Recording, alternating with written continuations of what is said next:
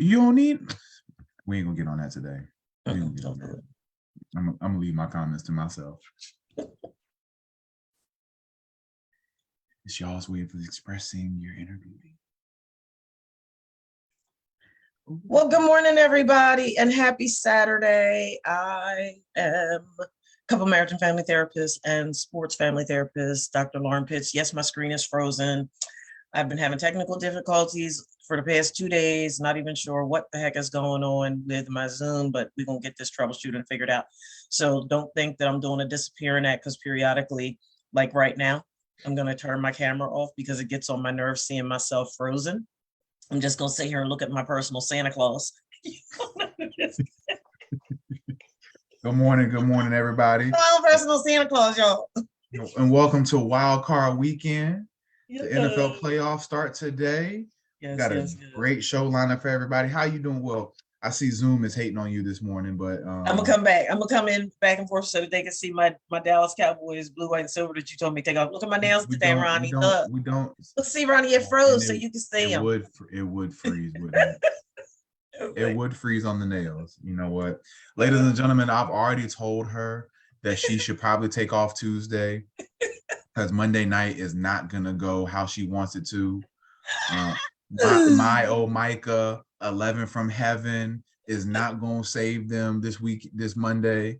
Dak is gonna Dak on Monday. All right, he gonna dink and Dak.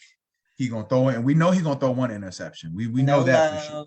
No love. We know that for sure. And honestly, because Mercury's not in retrograde just yet, but the world has been a little off, and it really has. Typically after the Cowboys lose, balance is kind of restored amongst the the Earth's axes and everything. They kind of tilt back the right way and whatnot. You're so disrespectful. I didn't write it, but anyways, look, we got a great show lined up for you all today. We know Dr. Pitts is having some technical difficulties, but we're gonna make it do what it do. Isn't that what sports is all about? That's right. Look, I'm gonna do a disappearing act. Look, she's back. If there's one thing to learn in sports, is that no matter how much you game plan, no matter how much you practice, there will always be something that comes up that you're not, that you don't know about, that you ain't seen before, and you have to adjust. Absolutely. Right? So, today's show we have lined up is the detriment of unrealistic expectations. Whew. Boy. Shut up, Ronnie. Shut up.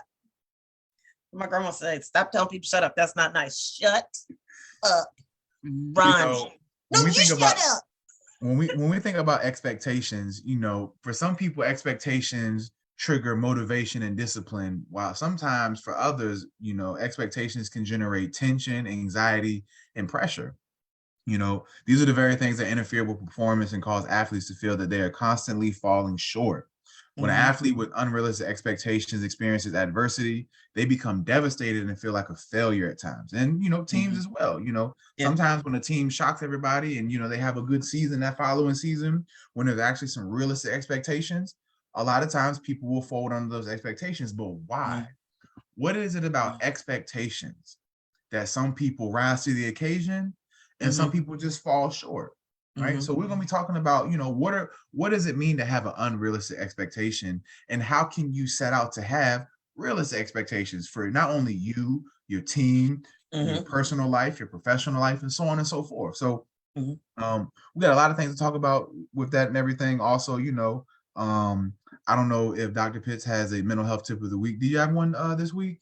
I don't have a mental health tip because, again, it's one of those things that's going to come up while we're talking, but I did have a couple of things that I wanted to touch on. I know you're probably going to touch on one. I'm so excited. I cried when the announcement came out that DeMar was released from the hospital. So yay, prayer works. Absolutely. But we got to keep praying. We got to keep praying and just cover him and his family and the team.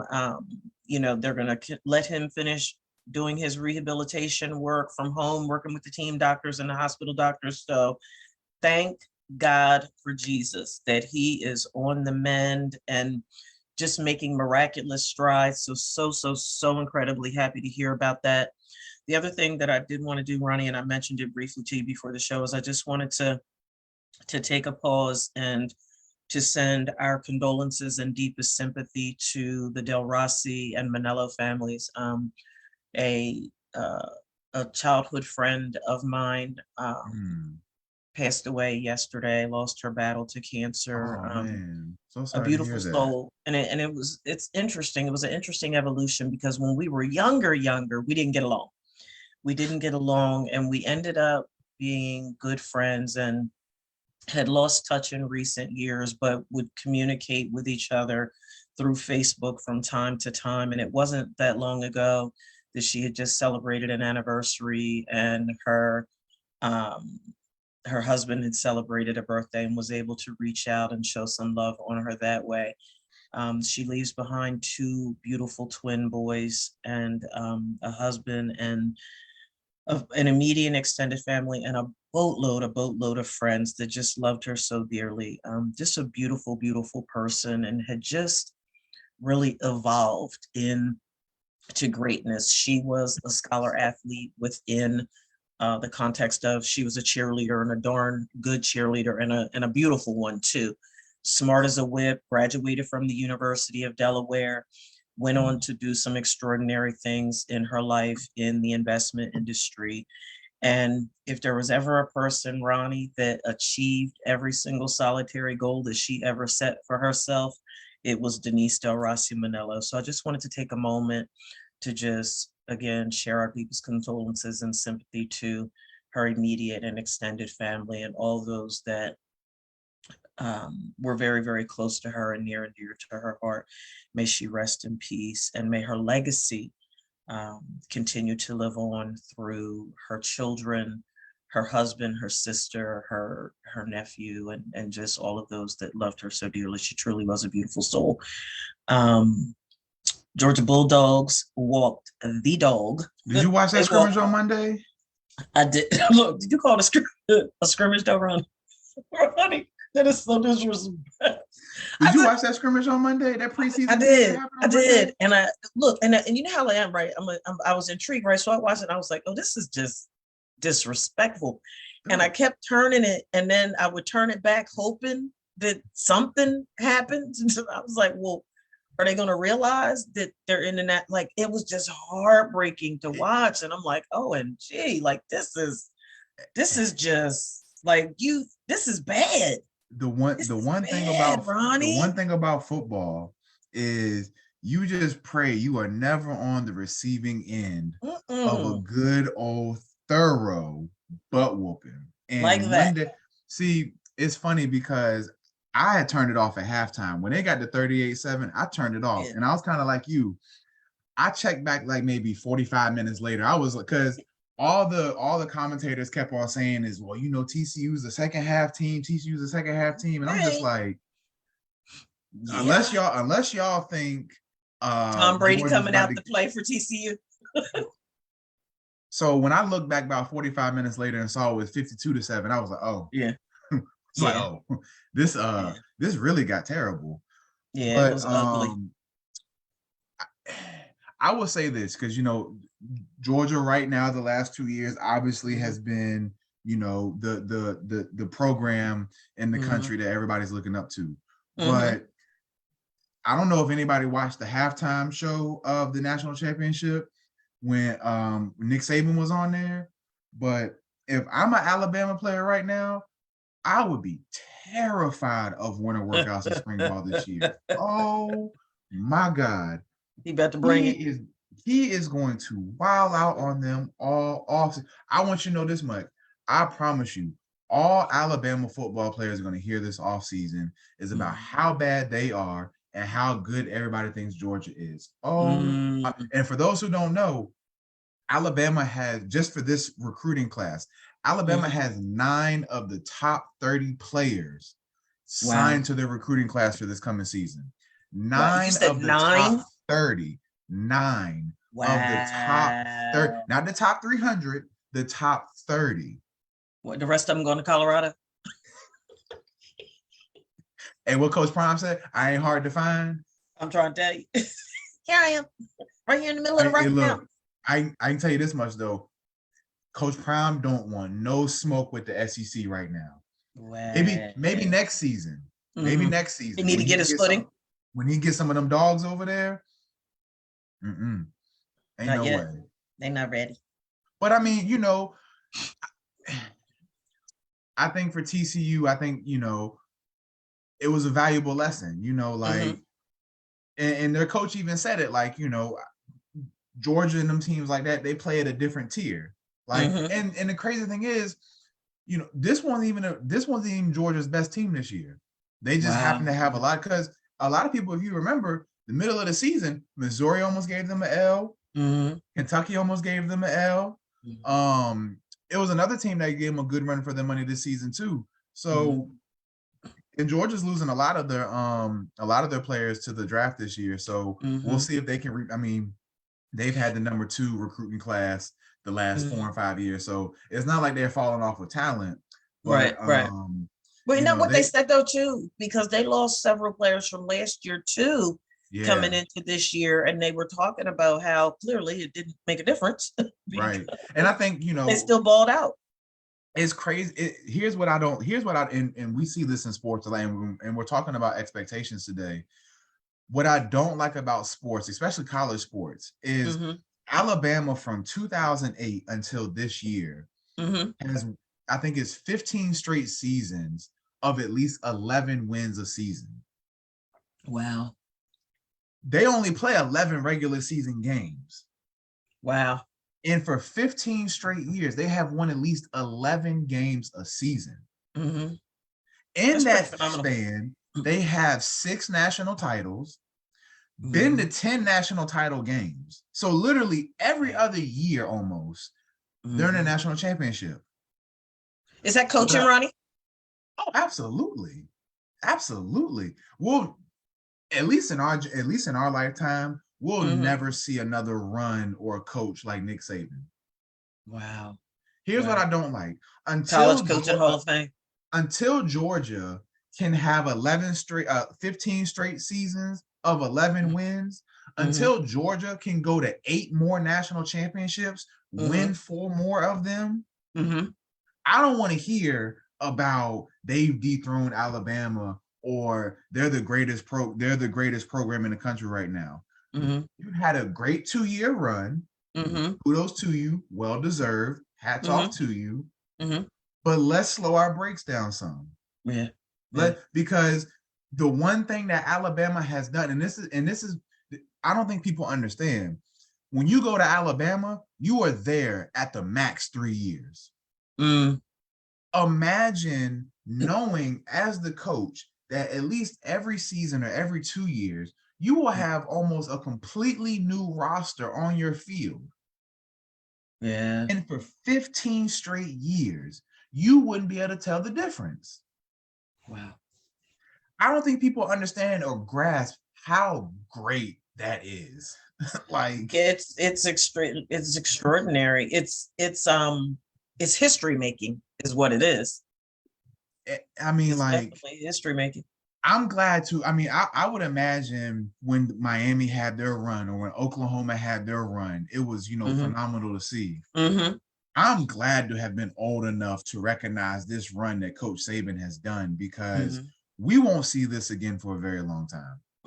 So is that saying that whenever he retires, do you feel like Alabama will go through some form of restructuring? Oh yeah. Or because they'll fall off a cliff of the talent that tends to go that direction, that they'll still be okay even if they had a mediocre coach? Oh yeah. And see, here's the other thing that people don't realize either. See, last year Texas A&M had the number 1 recruiting class by a landslide, right? See, here's what a lot of people have. They didn't broadcast this though. When the transfer portal opened up at the end of the season, guess who had the highest number of transfers? Texas A&M. That's that Texas A&M. You want to know why? Why? Because them boosters reneged on them NIL deals. Oh. So that was, so are you saying that the NIL stuff was, it was like a double-edged sword? Oh yeah, for a lot of programs it is. Mm-hmm. Now, don't get me wrong for 1 second. Texas A&M got the money. Mm-hmm. Let's make that very Yeah. clear. Them Yeah. Texas Yeah. schools, if there's one thing they got, is money. Right. They're not worried Right. about that. But I just find it interesting that I think they had 27 players transferred from them program. Wow. That's a lot. A lot, yes. That's a That's a lot. lot.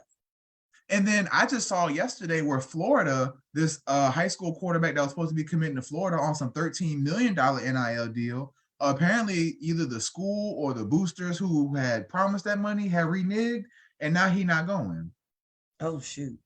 So a lot of these programs, see, I think the NIL, and obviously the NIL is for a different conversation and everything, but I do think people have to keep that in mind. Like when you make promises and you don't keep those promises, and in your school, yeah, can Florida get people to the league? Absolutely. Can Texas A&M get people to the league?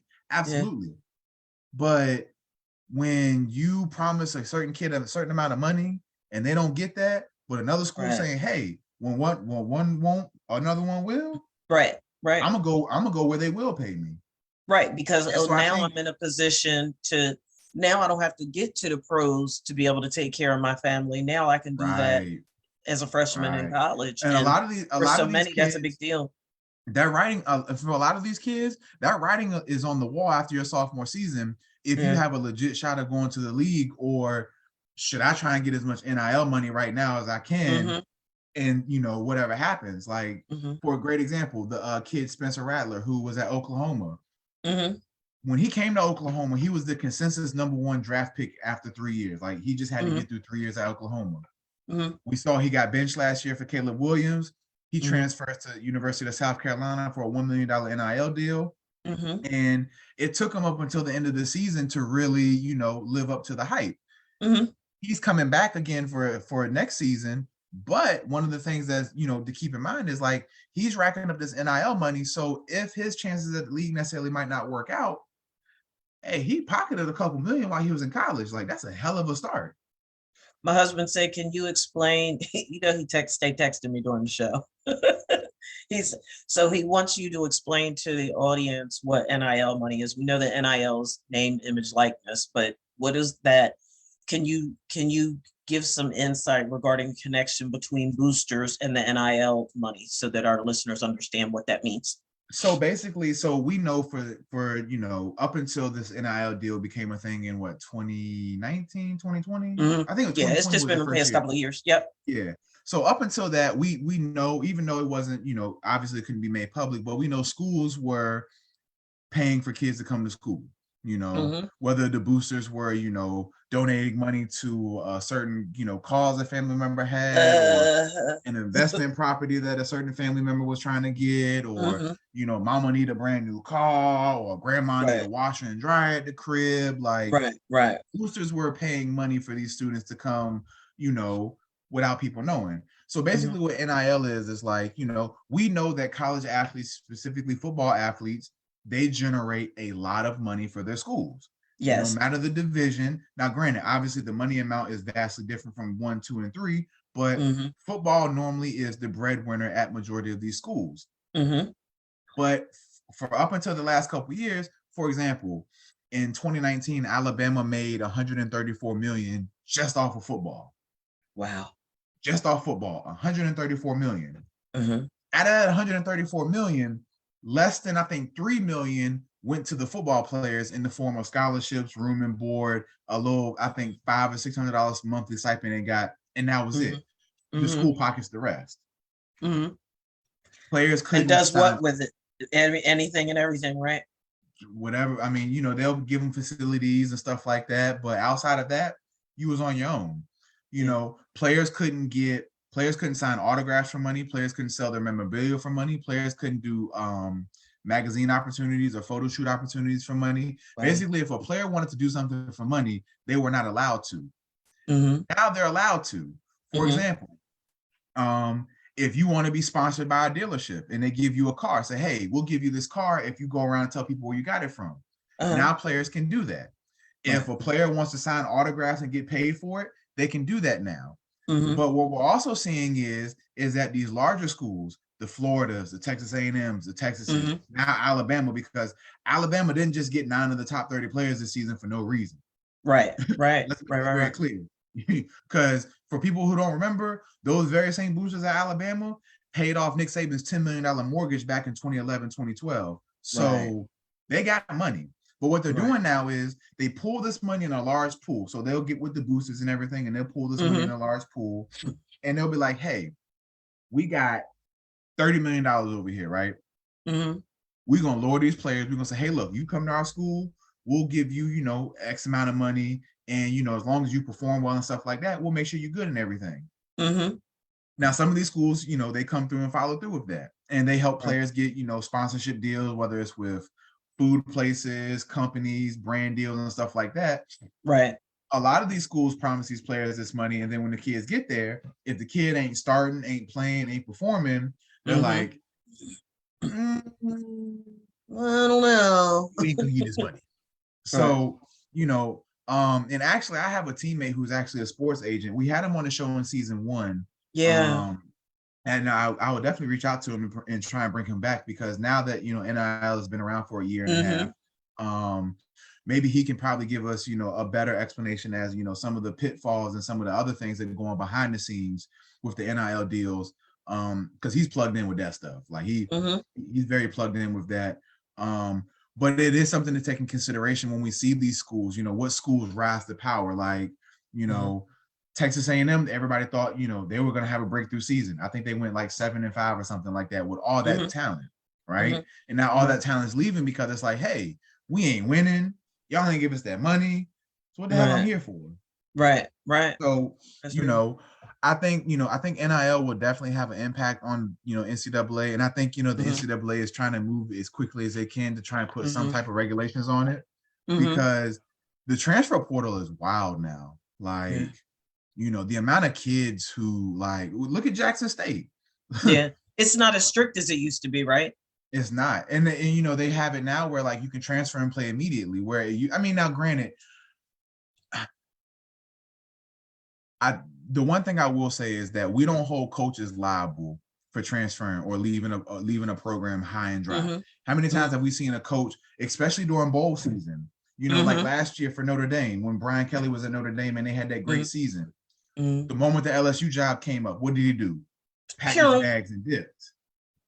Nobody shook a finger at him and said, oh, he's wrong for telling them kids to come there and be here for 3 and 4 years, and then he dipped. It's business. I think what we're seeing now is that people, especially, you know, these coaches, don't like the fact that now kids have a little bit more say-so and power as to what they can do with their name, image, and likeness. So I think it's like you going to college shouldn't be you surrendering your identity for the sake of the athletic program that you're a part of. You are who you are. It's like I said this yesterday to a client, Ronnie, that if and people are like, Dr. Pitts, you said it. So, and I'm going to use the metaphor with a job interview, right? You go to a job interview and you go into the job interview, ooh, pick me. I know that I'm competing against all these 20 people, but I'm the best person for the job. Ooh, pick me. And call me crazy, but from my perspective, that suggests that the employer has the greater value than you, the candidate, does. Where in actuality, if people could recognize their own value and realize that they are the asset, the company is what it is, the athletic program is what it is because of the players and the coaches too that select to play for that program and to participate in that program. And we know that it would never happen, but just for illustration purposes, if employee, and we see it happen though when companies have strikes, right? When employees go on strikes, that if the employees, in this case, if the players say, you know what, we're not playing, then what? Like everybody's looking crazy. And we saw it during all of the stuff with the flag and Colin Kaepernick, right? When teams were sort of bucking the system and saying, hey, we're not doing this, all hell broke loose. But at the end of the day, the contributor, the athlete, the employee, whomever, you're the asset. these programs excel and are doing what they are able to do because of your presence. It's that simple.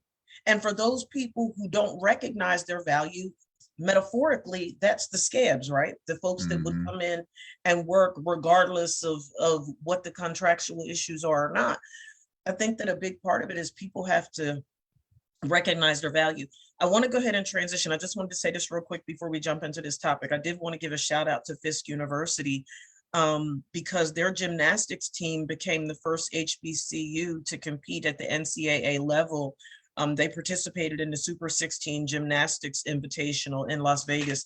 So congratulations to Fisk. Yeah, congratulations for Fisk, to Fisk for making their mark and making history and showing up at the Invitational in Vegas. Way to go, Fisk. So good looking there. Ronnie, let's get into this topic so that we can bang it out and have some robust discussion around.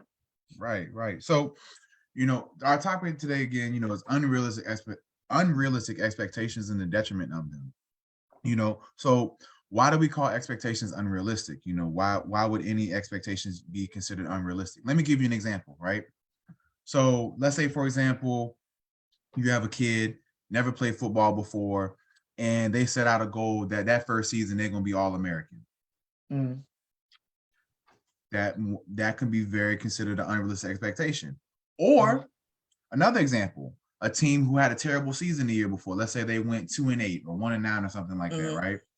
And the following season, the coach is selling them on the idea that we can go win the state title this year. You ain't got no new players. You ain't really done much on the off season, but we can go win states. That might be a coach selling an unrealistic expectation, right? But within sports, we all have expectations. Expectations are important in sports, right? Expectations kind of give us that guideline, that goal, that motivation to what we're working for. Now, for example, in any team sport, the ideal goal and expectation is to win it all, right? That's the ideal. But then we have to account for reality, right? So I give you an example. When I was at Virginia State and everything, right? Obviously the first meeting of the new season and everything, coach would lay out all his expectations and goals for the team during the season and whatnot, right? And depending on your coach and depending on how they break it down and whatnot, obviously the first goal is to win every game. Right. Cool. Then the next goal will be to win the conference championship. Cool. Right. Get into the playoffs, win all your playoff games, chance to win the national title, right? Now, being real, and our coach used to print out the schedule for each regular season game, when the conference championship was, when playoff starts, and when the national championship was, right? Now, I'll be honest with you, I knew for a fact we weren't going to no national championship at Virginia State, right? Sounded good, felt good in your head, but in reality, we were just trying to get out the regular season. So then, go ahead. Well, I just wanted to ask you, so then, Ronnie, how does one differentiate between setting expectations too high versus healthy optimism or self-confidence? And the reason why I ask it that way is because, especially in sports, stuff can change, as we see every single solitary week. Stuff can change at the blink of an eye, and the tide can shift in your favor. From a professional standpoint, right? There's a whole bunch of people that aren't surprised, but when you think about how the analysts and the commentators were dogging the Buccaneers at the beginning of the season because they were just playing so poor, and they gave all the excuses in the world. Tom's old, he's hurt, he's having personal problems, he missed the first couple of practices and blah blah blah blah blah blah blah blah blah. But here they go. Here they are.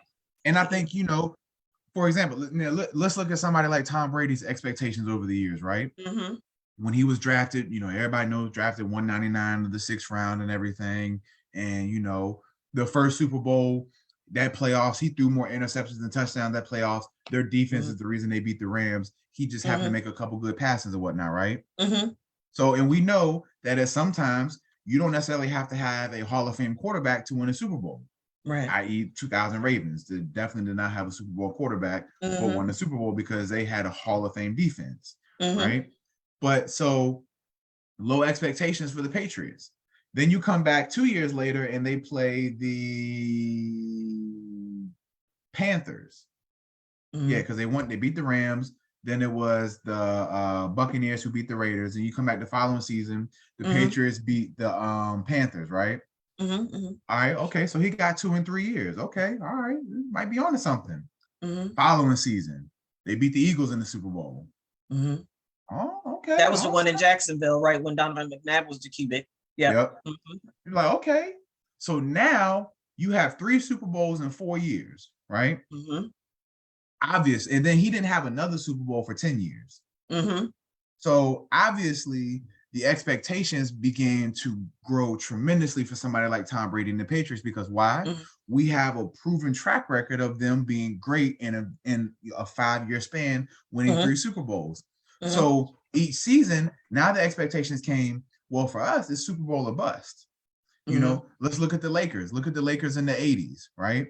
I think in the 80s, they went to 8 finals during that decade, won 4 of them in the decade. No, 5 in the 80s. Yeah, they won 5 in the 80s. Now, granted, you know, look, and then in the 90s, the Bulls took over. And granted, the Lakers are not, you know, what they once used to be. You know, we ain't looking too good this season. However, what is the expectations for the Lakers? It's championship or bust, right? Now, being in all realness, that might be a little unrealistic for them this season because of the roster, how they've played, and the talent they have on the roster. So, you know, expectations like that might not be real. But, you know, I think a lot of times we see teams like, you remember Boise State, right? Yes. Remember Boise State had those, you know, phenomenal years and everything like that. And the expectations grew. See, when nobody expects you to do anything, you can come under the radar. You can shock everybody, right? Kind of like the Eagles. Kind of like the Eagles a couple years ago. In 2017, right? Yep. Was it? No, that was you're talking about the year they won the Super Bowl. That was 2017. The 2017-2018 season. Yep. You know, they kind of slid into the playoffs. They were a wild card team. I mean, nobody really was checking for the Eagles. And then boom, especially when they didn't have Carson Wentz, you know, they're like, oh, we got Nick Foles. Right. You're going to be out. Well, remember the Giants did the same thing. What was that? It was either the 2010 or 2012 season. They went in on a wild card at 5-12 and ran the tables and beat the Patriots in the Super Bowl. Yep, twice. That game sticks out. That is one of the most memorable seasons to me in the NFL, because I'm like, that was when the real Eli showed up. Yeah. Now they used to say you don't know which Eli's gonna show up. That was when the real Eli showed up. Hey, look, playoff Eli wasn't playing them games. Yeah. Playoff Eli was like, look, the regular season, just get me to the playoffs. We get to the playoffs, we're gonna make something shape. But you know, when we think about expectations for athletes and for teams and everything, you know, I think the biggest thing is you have to have an understanding of who you are as an athlete, the team you have assembled around you, obviously where you play at, who you play and stuff like that, before you can form any type of expectations. And oftentimes, you know, I always tell people, you know, when we think about expectations, I think about plans, right? You know, for me, like my expectation each season was obviously as a team, you know, I want to win. I want to win and get, you know, to conference championship. And after that, however far we get, hey, let's see what happens, right? But I also had individual expectations too. Like for me, one of my expectations is I should never ride the bench ever. You know, but what did that look like? What did that expectation of me not riding the bench look like? Well, that meant I had to figure out a specific workout regimen, a specific diet regimen, a specific, you know, health and training regimen to make sure I stayed healthy and whatnot. Because me having the expectation of, well, I should just start just because, no, that's no. Why should you start? What about you makes you think you should start just because you say it, right? And I think a lot of times people, when we think about expectations, I think about plans, because I can tell you about a plan. Like, let's say, Dr. Pitts, you were like, well, Ronnie, I want to be a millionaire, right? Okay. You want to be a millionaire? I can tell you how to be a millionaire. I can find you a plan, a legit, realistic plan, not one of these Instagram scamming plans or whatnot, but a real plan on how to make $1 million. at some point or not, it's not the plan that we question. Mm-hmm.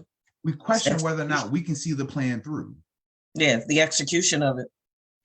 And I think a lot of times when people are not real with themselves, when people are not honest with themselves about what they're capable of doing, they set an expectation out with no type of plan and no type of trust in the plan to see it through. Mm-hmm. So when Eric you don't just live texted me, Ronnie. He said that he was very confident in 2017 that his Eagles were going to win the Super Bowl with Nick Foles. I bet his confidence is through the roof this offseason. Because I was disrespectful. I bet his confidence is sky high. Look, he got new Eagle stuff for Christmas, Eagle stuff all over the house. Got his I got the 49ers. I got the 49ers coming out of the NFC, but I don't want to ruffle no feathers or anything. No Eagles feathers. I don't want to ruffle no Eagles feathers, but you don't want the Eagles feathers to be singed. Hey, look, as much as I despise Cowboys fans, Eagles fans are the most fair weather fans I've ever seen in my life. Like when the Eagles are on top, well, Eagles fans flock together. When they ain't on top, they form that victory formation. Hey, look, they always see the goose, the one goose that's in the front. What do birds do? What do birds do when they get cold? They fly down south for the summer for the warmth. Yeah. Let the Eagles record have been the opposite this year. You'd have seen a whole bunch of Eagles fans down south. It's sort of crazy. Hey, look, I want to take a second because I had mentioned to you before the show that I had some specific questions for you. Fire away. As always, I want to tie something together first. I want to make sure that people understand the clinical perspective of this whole relationship between expectations and performance and what have you. Because Ronnie, what a lot of people don't realize is that we talk about expectations too high, too low, whatever the case may be, but our clinical research clearly shows us that setting expectations too high is a direct route to stress and depression. And a lot of people don't realize that, right? There is evidence that clearly shows a connection between setting expectations too high and mental health issues. So when we think about, this word expectations, it's our prediction of how we want things to go. And in that context, from an athletic perspective, right? Well, that's harmless. You said it a few minutes ago. You know what? As an athlete, your job is to have expectations. So on one hand, it's harmless. It's something that you absolutely positively have to have. Right. But here's the flip side of that coin, right? What if, and you and I, we talk and laugh and clown and go back and forth about this all the time. In that magic word that you said, you have to have that balance, right? You have to have realistic expectations, because the flip side of the coin is if you set them too low, that can set you up to underachieve. Not just in your athletic performance, but truth be told, in life. Like we hear horror stories all the time about athletes showing up late to practice, athletes, missing flights, and just sort of acting all willy-nilly during the game and acting like, did y'all remember that you had a game? Did y'all, you do know that, I'm just going to go ahead and put it out there. I ain't even going to front. Last Sunday, when Dak threw the second interception, I turned the game off and went into the bedroom with my husband and watched the Eagles game. I was like, you know what? I can't. My nerves couldn't take it. I was like, you know what? I don't want to break up stuff because I have to work diligently to maintain my anger sometimes, because it's a secondary emotion. Could that anger be originated from an unrealistic expectation? No, because it's not unrealistic to expect your quarterback to not throw interceptions all the time. That is a very realistic expectation. Protect the ball better. That is a realistic expectation, Ronnie. So but I did good. I didn't tear up my schedule, not one time this season. But this is what I wanted to say clinically, though. I think that it's really important for folks to understand, and here's where it gets funky. Setting expectations too high can be dangerous because it now puts you in this situation where you're trying to control the outcomes and other people. And you said it best, like the whole goal is you want to be able to go to the championship and you want to be able to win. But that can't be forced. And we hear it all the time in football. They talk about the quarterbacks forcing the ball down. All this, you're threading the needle, you're not seeing the whole field, all these different things that come out. And it, depending on what sport you're talking about, that can look very different. But you have to create that balance that you talked about. So when we talk about this formula, and be kind and loving to me, Ronnie, what role do cognitive distortions play in an athlete setting expectations too high?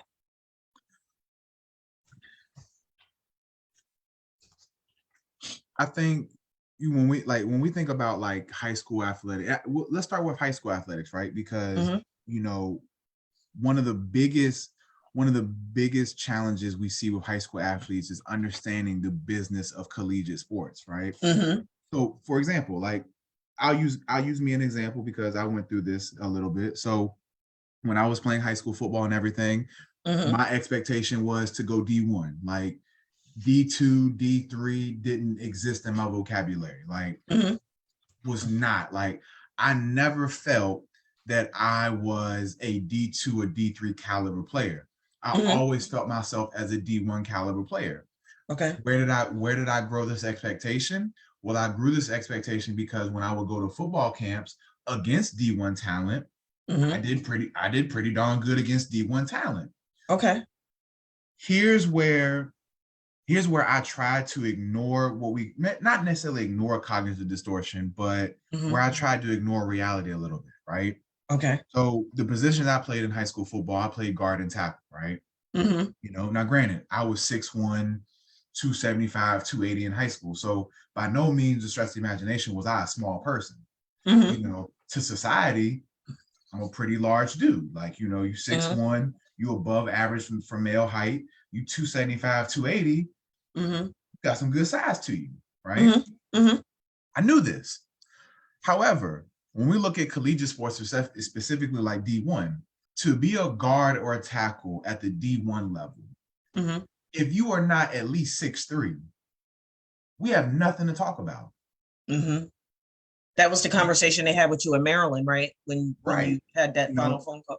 One of the and that was a very tough pill to accept. Like my expectation of going D1 was stopped because of something that I had no control over. No matter how much I tried to believe I was a D1 athlete, no matter how much I tried to think I deserved to be a D1 athlete, the reality of the matter is, because of the position I played, because of my height and size, I did not fit a cookie cutter mold. I didn't fit the expectation of a D1 athlete lineman. So, did I buck against it? Did I try to ignore it? Absolutely. I would not pay any D2 or D3 schools any mind until it got to a point where no more D1 schools was calling. No more D1 schools were sending letters. No more D1 schools were checking for me. I was checking for them, but I had to readjust my expectations of where I was going to play college football. It became unrealistic for me to think that going D1 at the position I was playing was going to be an achievable goal. And I had to, and so part of that was I had to be honest with myself. And so I told myself, I was like, well, if these people are going to say, because I don't fit this cookie cutter mold, that I can't go D1, well, hell, I'll go D2 and I'll show you that I belong to be at the D1 level. I'll make it obviously clear that me being at the D2 level should not have never happened. Wow. Okay. How did I do that? I began to develop expectations for myself. I said, when I go out there, my goal as a D2 athlete was I was going to be an All-American in D2. I was a freshman All-American, and I was two-time All-American after that. Right? Because that was my expectation. Was it unrealistic? No.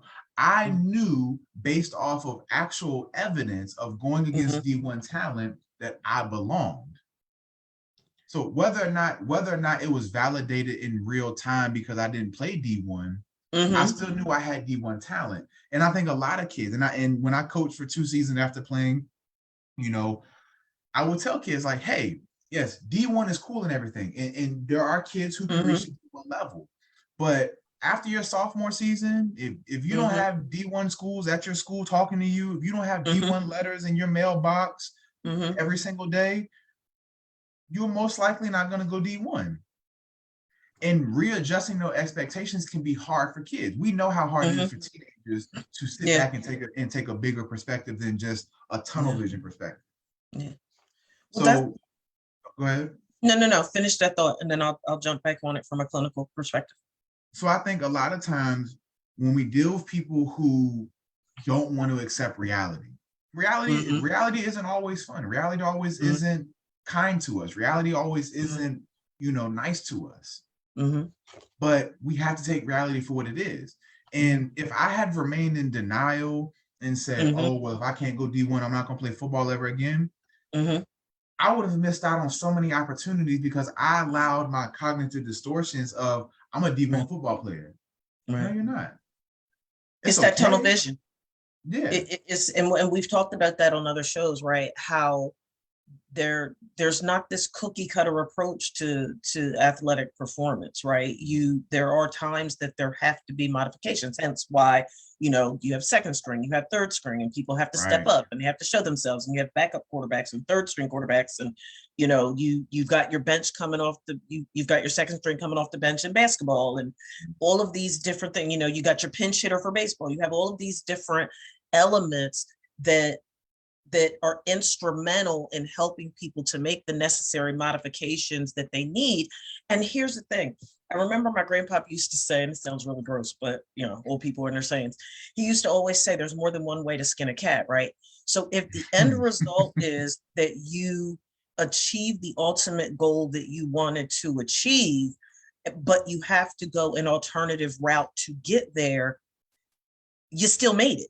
You still, granted, you didn't play D1, but you still shined. And that's something that has just always intrigued me, because people get this tunnel vision. I want, I got to go D1, but they don't look at the other perspectives that you can go to D2 and play at a D1 level. And what does that cause you to do? Stand out.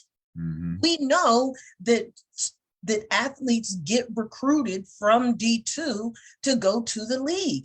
And by the way, now you're the bright star on the field or on the court or on the baseball diamond because you went to D2 and you stood out playing at a D1 level caliber. And that's another door for the mental health issues to come into play, right? You said it, had you not entertained going to D2, I would have never played football again. Possibly you could have felt like a failure. You could have been depressed. You could have had a low sense of self. All of these other psychological issues could have come into play, and thank goodness they didn't. So what I wanted to highlight real quick before I give you my next question is, there's an activity that I do with my clients, Ronnie, and it's called a chain breaking activity. And what that chain breaking activity does, it has 5 steps, 1, 2, 3, 4, 5, and then 5, 4, 3, 2, 1. And what it looks like, and just walk with me through the process for a quick second.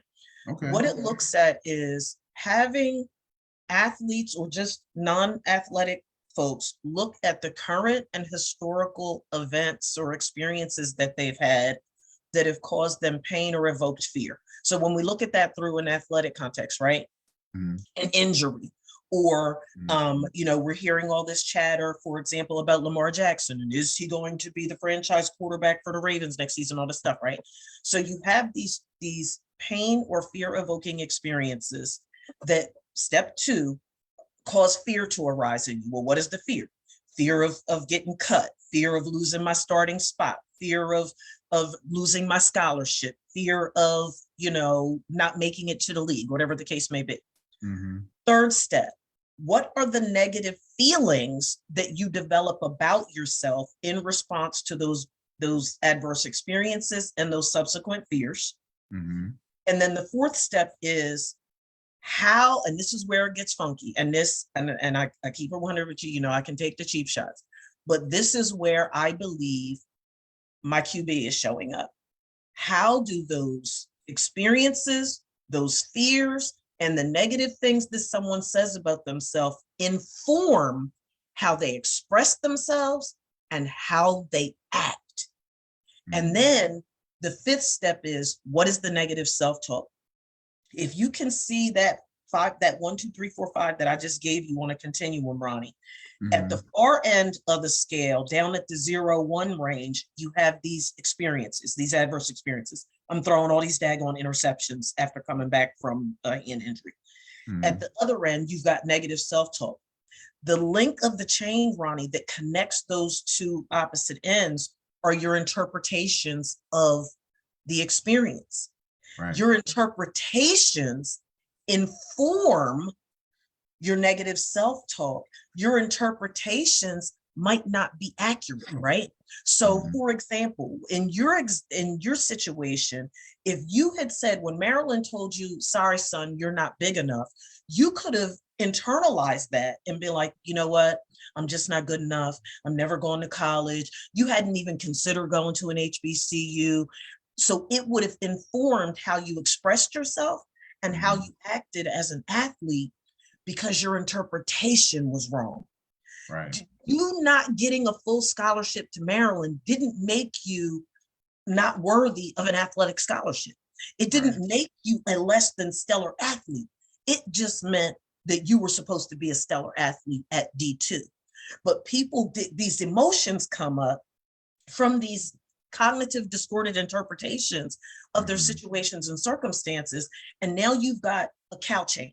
You've got all of this crap that's swirling around that's binding you up so that you can't perform athletically at your best because you're in this self-fulfilling prophecy of defeat. The way you cut that chain is you have to address your interpretations of the experiences. You have to. And that goes to what you and I were talking about before the show, when we said athletes have got to learn the connection between their thoughts, feelings, and their behaviors. We have to make sure, and I know there are a lot of teams that do this, but we can clearly see that there's a lot of this that's not happening too across the sports world. We got to train athletes in the development of more realistic and adaptive cognitive messages, because what you are saying to yourself about your athletic performance, if it's distorted, is sending you down the wrong path. If it's accurate, it has the ability to better inform your athletic performance. What's your quick thought on that, Ronnie? I know I said a mouthful. Oh, you're one of the first thing I thought of when we think, when you were talking about Dak and stuff like that. I think the one thing that really separates, when we think about expectations between collegiate and professional athletes is the money. When you think about somebody like Dak, first of the contract, and Lamar's going through this right now as well. It seems like the expectations that the Ravens have of Lamar are almost unrealistic to what other quarterbacks' expectations are of them. Lamar won an MVP in year 2, won a playoff game in year 2. Has gone to the playoffs every year, but I think every year except for 1 year, I believe, right? Most quarterbacks, most new quarterbacks nowadays get a brand new contract after year 3. Lamar has played all 5 seasons, and the Ravens are looking at him like, "Nah, you ain't done enough." Right. It's like, what more I got to do? What were your expectations of the last pick of the first round? Somebody who that entire offseason and combine said he should be a wide receiver instead of a quarterback, comes in, wins the league MVP, not team MVP, not conference MVP, the league MVP in year 2, won a playoff game in year 2.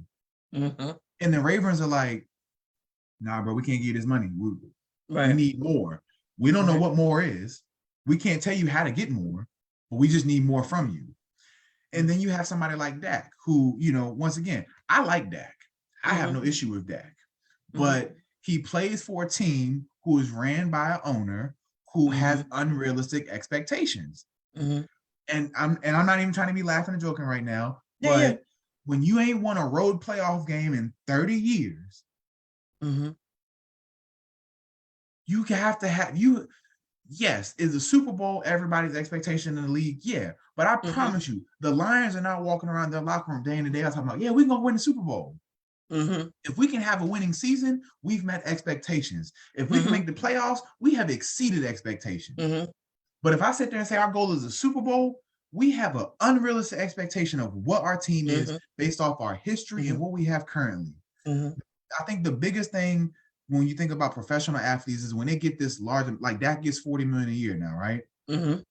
I can assure you, the moment he signed that contract, Jerry Jones' entire demeanor towards him has been different because it's like, bruh, I'm giving you $40 million a year to throw a football to our team, not the other team. I'm not paying you X amount of millions per game to throw an interception to the other team because now you're not meeting my expectations. And so what we see is a lot of times, to your point, when players start to feel those expectations rise based off the money they get, for some people, the money doesn't bother them. But how many times have we seen athletes get paid, and the moment they get paid, they can no longer live up to those expectations? The curse of the contract. Yeah, it does impact, and I think in that's why it's so important for folks to understand.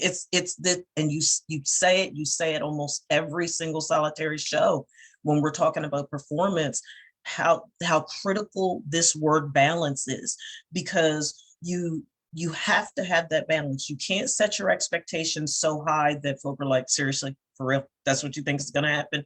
And the flip side of that coin is you can't set the expectation so low, because if you go in expecting the worst, it's a recipe for getting worse. Like you expecting bad athletic performance and having all these mistakes in the midst of competitive play, it ends up, as we see, it ends up becoming a self-fulfilling prophecy. We could say the same thing with Russell Wilson. It's like, dude, what are you doing? But I believe a big part of it is mental. So you have to be able to understand this dichotomy between high expectations, low expectations, and what that balance looks like. And there were a couple of things I wanted to note too, because there were a couple of other athletes that have gone through it, this mentality that puts them on this slippery slope. And I talk all the time now because I could not stand RG3 when he was the QB for Washington. I couldn't stand him. And my cousin couldn't stand him either. She's a diehard Washington fan. And I was telling her how he seems to have found his place in commentating, right? He was on ESPN, he was doing HBCU games, he was doing other collegiate games, and now he's doing NFL, and he's different. He's different. With track. I don't do that. He's different. We saw it back. I remember back in 2015 when Serena Williams suffered a semifinal defeat in the US Open. And there's so much pressure that these athletes put on themselves, the fear of failure, how devastated fans it's like you all are in this pressure cooker all the time. And that was the other thing that I wanted to ask you on that. We only have a few minutes left, but I wanted to ask you, Ronnie, you've talked often over these years that we've been working together about how your dad was when it came to your athletic play, right?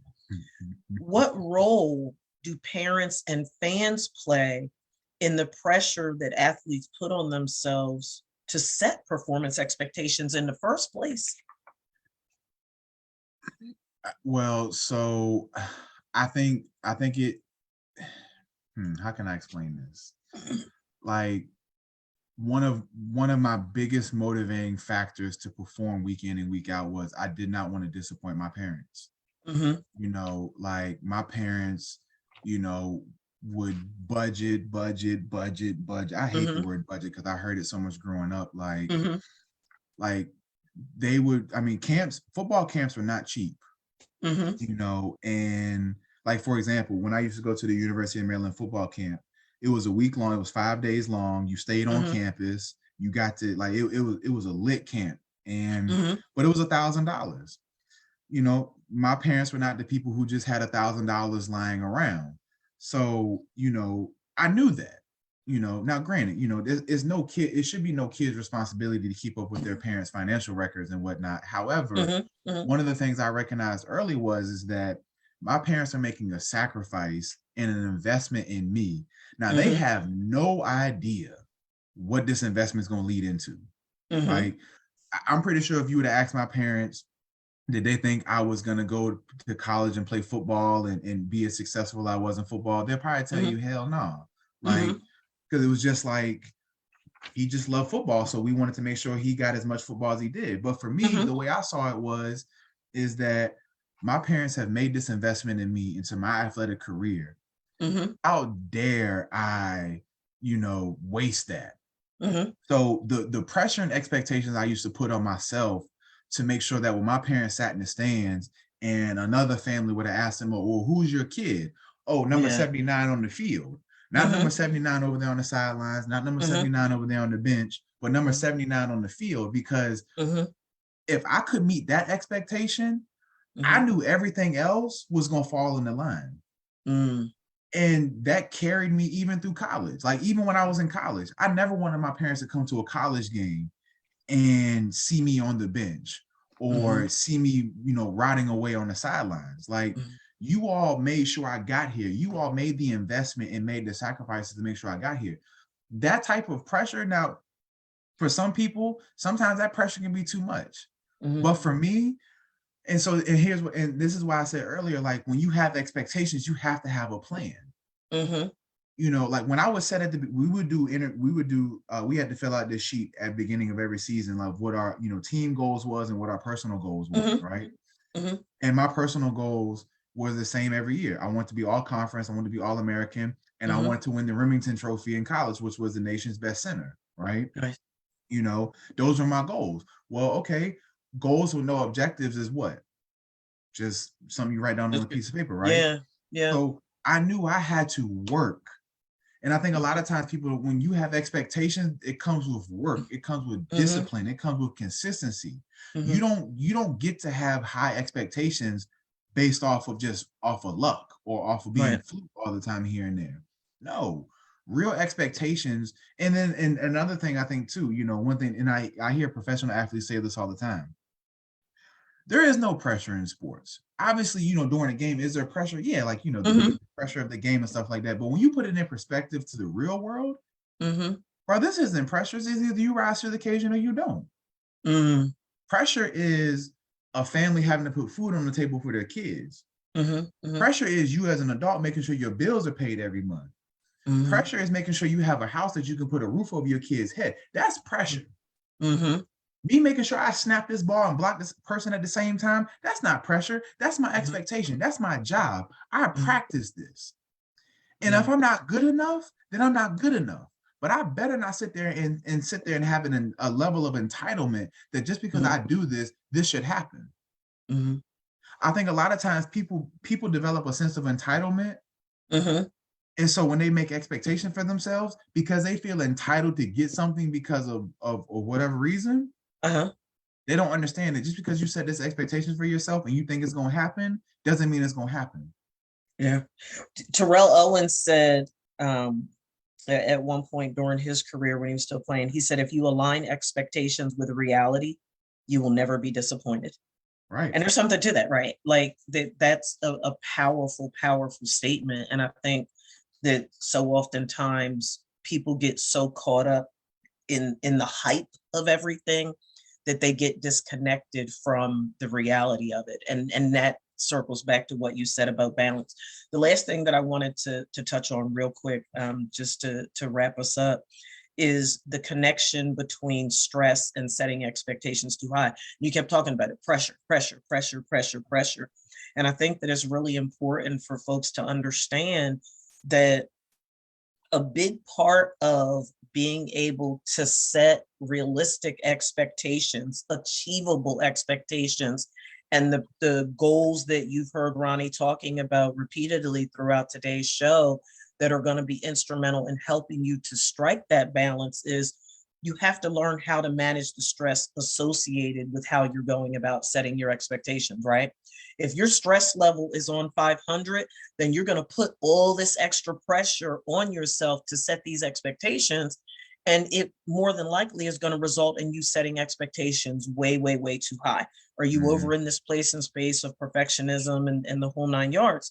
So you, and Ronnie, you said it, right? It's like this understanding these short-term goals. You have to set the short-term goals that are going to be instrumental in helping you to achieve that greater goal, which is going to, it's almost like the goal continuum and the expectation continuum run in tandem. And as your goals, as you achieve your smaller goals and move up that continuum, now you're better equipped to move your expectations higher and develop some equilibrium between how they're operating in tandem, so that you're not setting yourself up for failure and all these psychological issues that come as a result. So Can then I add to that real quick? Oh, please, go ahead. And this I wanted to leave off, for me at least, with this. No athlete, and this is whether it's athletics or in the real world, nobody should ever have higher expectations than you yourself. I never had one coach place expectations on me that I never placed on myself beforehand. Wow. I never, because what happens is when we rely on others to set our expectations, just is no different than love, no different than happiness. If I expect somebody else to love me in a way I can't love myself, I'll never receive it. People shouldn't be living vicariously through you. Right. If I expect somebody to make me happy and I can't make myself happy, right, I'm doing it wrong. If a coach has goals for me that I don't have for myself, if a coach has expectations for me that I don't have for myself, I'm not going to live up to it. Wow. A coach should not be able to critique you more than you critique yourself. A coach should not be able to place expectations or pressures on you that you already haven't placed on yourself. That's whether it's in sports or life.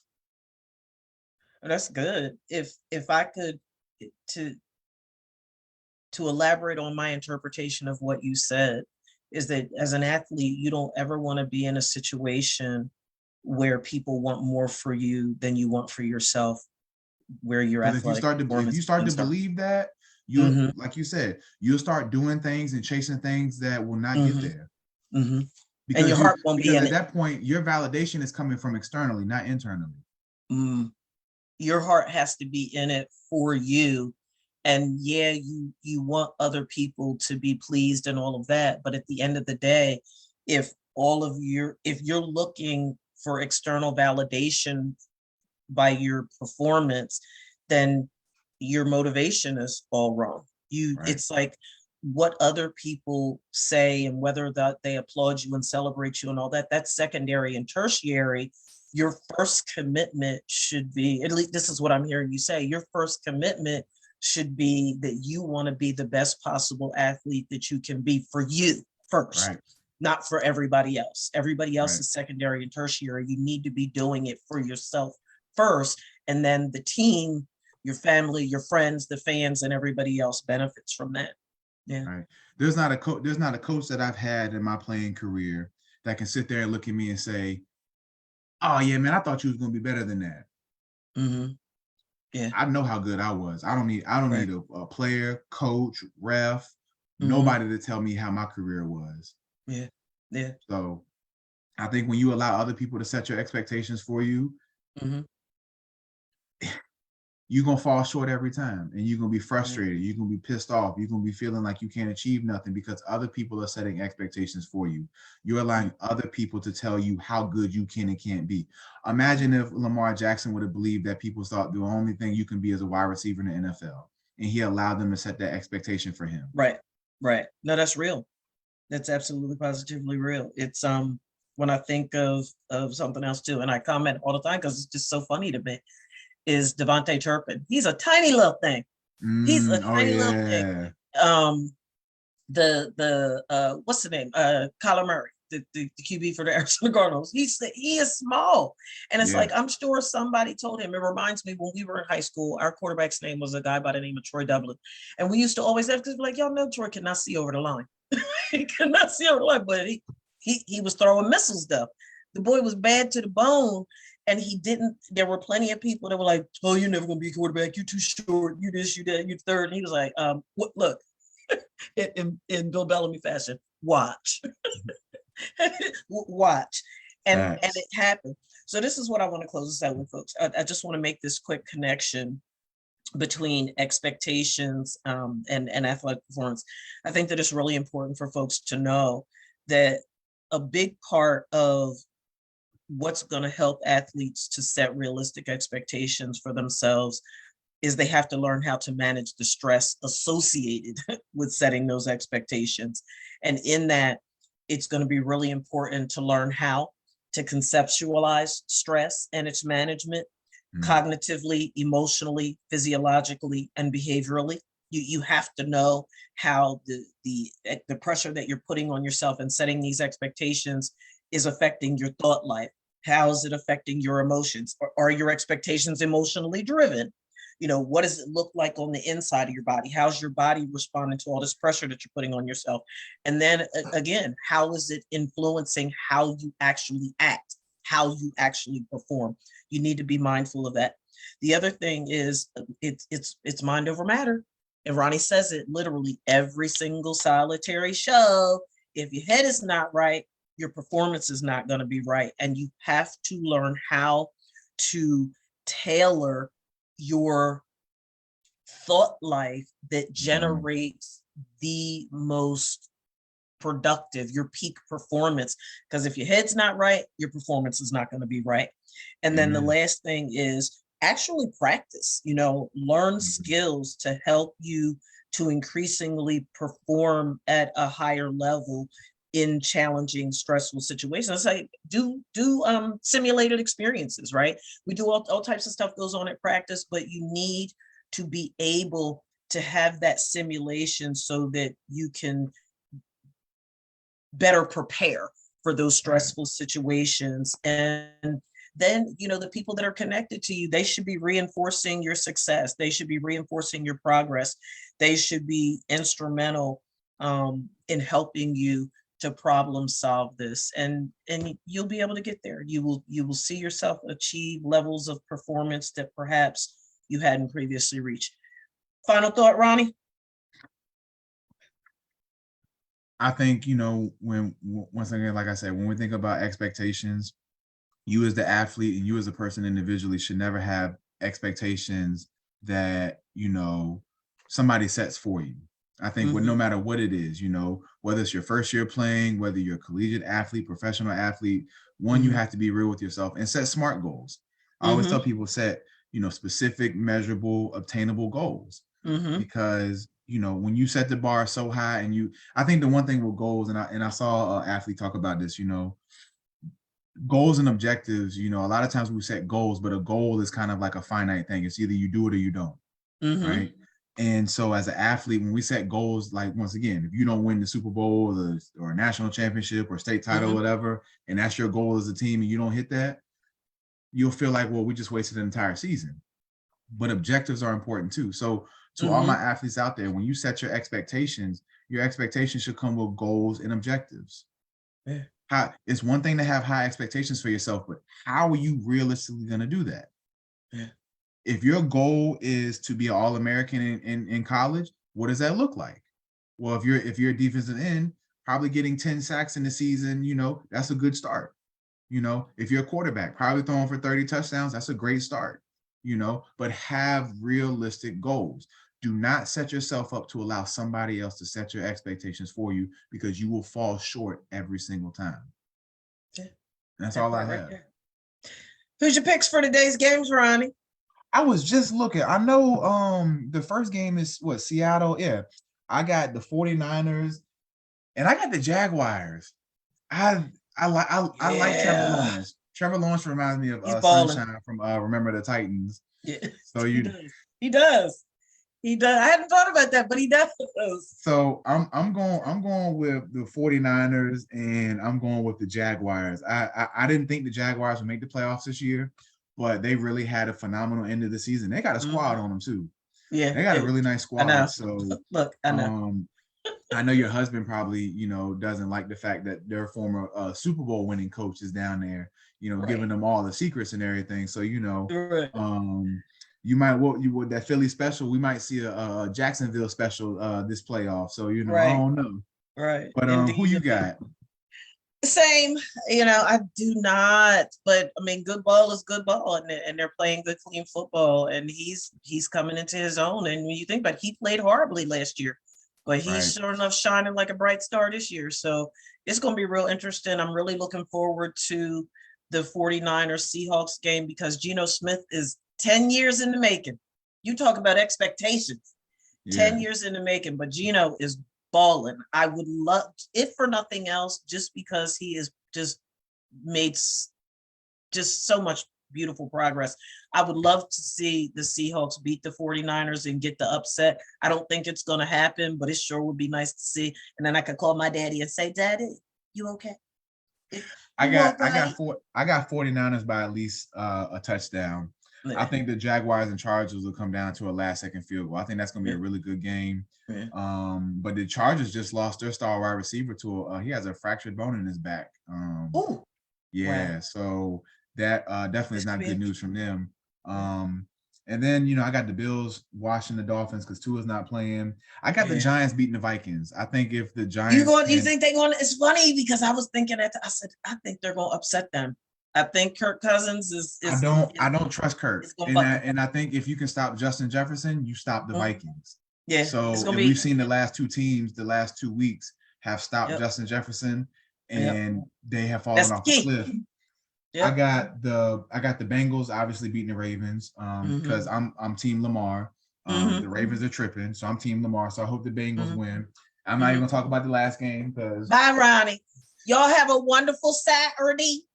Enjoy this wild card weekend. Y'all take care. We'll holler y'all next week. Back next. I find it funny how your camera all of a sudden is working now. Isn't it beautiful? Bye, Ronnie. Love you. See you. Y'all have a great weekend. Bye, everybody.